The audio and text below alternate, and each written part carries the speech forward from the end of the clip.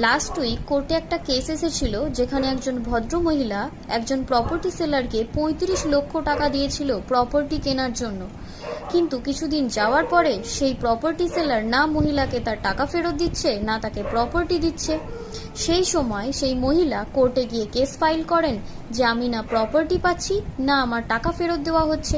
তখন জজ সাহেব মহিলাকে জিজ্ঞাসা করেন যে আপনি সেই ৩৫ লক্ষ টাকা কিভাবে ট্রানজ্যাকশন করেছিলেন। তখন সেই মহিলাটি বলে যে আমি ওই ৩৫ লক্ষ টাকা ক্যাশে ট্রানজ্যাকশন করেছিলাম।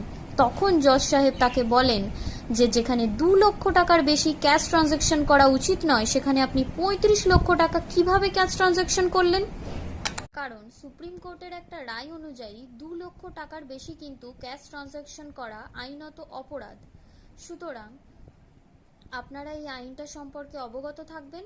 তখন মহিলাটি বলেন আমি তো এই আইনটি সম্পর্কে জানতাম না। তখন জজ সাহেব সেই মহিলাটিকে বলেন যে আইন অমান্য করা কিন্তু কোনো অজুহাত হতে পারে না।